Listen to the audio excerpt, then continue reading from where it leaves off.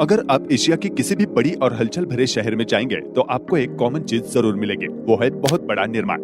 बड़े skyscrapers tower city centre के ऊपर, ज्यादातर इकोनॉमिक ग्रोथ का एक प्रोडक्ट और छोटे और तंग स्पेस में जगह की मांग। और फिर बात आती है भारत की।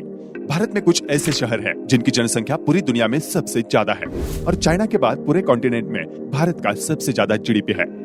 लेकिन यहाँ की बिल्डिंग से इस नंबर का पता नहीं चलता। भारत में कुछ स्काईस्क्रैपर्स है जो ज्यादातर मुंबई में है। यहाँ स्काईस्क्रैपर्स की संख्या ज्यादा नहीं है और बाकी के पड़ोसी देशों के बराबर कम है।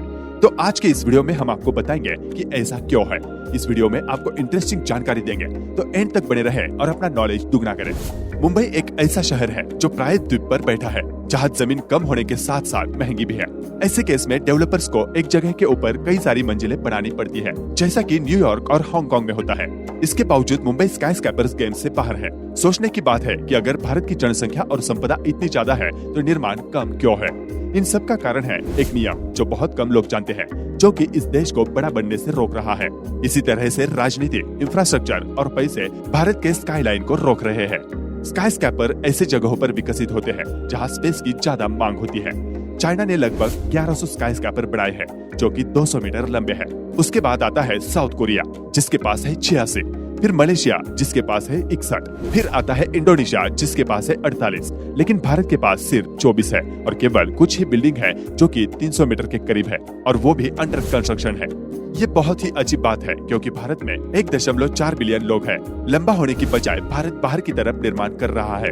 इतिहास के पहलू से देखें तो इसके कुछ कारण है। पहला है इंफ्रास्ट्रक्चर। इतनी ज्यादा जनसंख्या के कारण भारत को बहुत बार पावर कट का सामना करना पड़ता है, खासकर गर्मी के मौसम में, जब बिजली की मांग बहुत ज्यादा होती है। बहुत से शहर साफ पानी के लिए जूझ रहे होते हैं। स्काईस्क्रैपर्स के लिए पानी और बिजली का होना जरूरी है।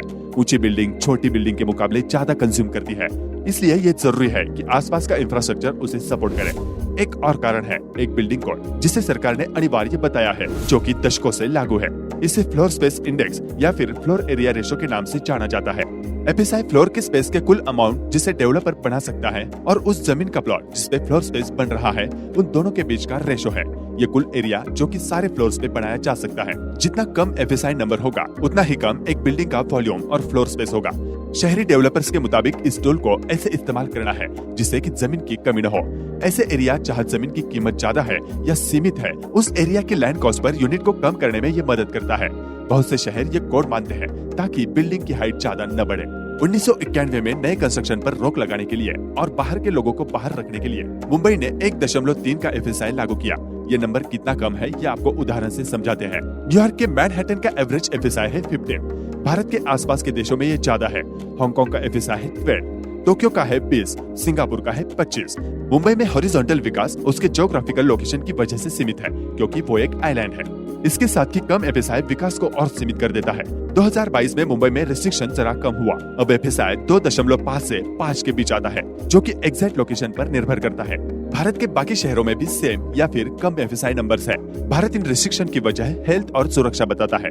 एक जगह पे कितने लोग रहते हैं, उनकी गिनती सीमित करने के लिए भी ऐसा किया जाता है। लेकिन शहरी डेवलपर्स मानते हैं स्ट्रिक्ट एफएसआई इन परेशानियों का हल नहीं करता। मुंबई और बेंगलोर जैसे शहरों में जहाँ ज्यादा नौकरी के मौके होते हैं, लोग यहाँ भर भर कर रहने आते हैं। लेकिन कम एफएसआई और ज्यादा जनसंख्या की वजह से डेवलपर्स अच्छा नहीं कर पाते। शहरी प्लानर्स का मानना है कि एक जगह पर भीड़ कम करने और मकानों की कीमत कम करने के लिए एफएसआई का बढ़ा देना एक अच्छा पहला कदम होता है। लेकिन इसके साथ ही मास ट्रांसपोर्टेशन, रोड्स और दूसरे महत्वपूर्ण इंफ्रास्ट्रक्चर नेटवर्क में ज्यादा इन्वेस्टमेंट करना होगा। एफएसआई रिस्ट्रिक्शन कम होने और ज्यादा स्काईस्क्रैपर्स बनाने से भारत के कुछ शहरी चुनौतियों को कम किया जा सकता है। हालांकि एफएसआई को थोड़ा ही बढ़ाया गया है मुंबई में, पर यह बदलाव शहर के स्काईलाइन के लिए एक लंबे भविष्य का संकेत देता है। इसके साथ ही जनसंख्या की डेंसिटी को भी अच्छे से मैनेज किया जा सकता है। पिछले कुछ सालों में ही विकास बहुत ज्यादा हुआ है। 2022 में 31 स्काईस्क्रैपर्स भारत में पूरे होने की बात कही जा रही है, जिसमें से 27 मुंबई में होंगे, जो कि 300 मीटर होगा और वहाँ लोगों के रहने की जगह होगी। तो दोस्तों, आपको क्या लगता है कि एफएसआई में बढ़ावा होना चाहिए या नहीं? कमेंट बॉक्स में हमें लिखकर जरूर बताएं। क्या आप भी भारत में और स्काईस्क्रैपर्स बनाना चाहते हैं, ये भी बताएं। अगर ये वीडियो अच्छी लगे तो इसे लाइक और शेयर करें और हमारे फैक्ट जोन चैनल को सब्सक्राइब भी करें।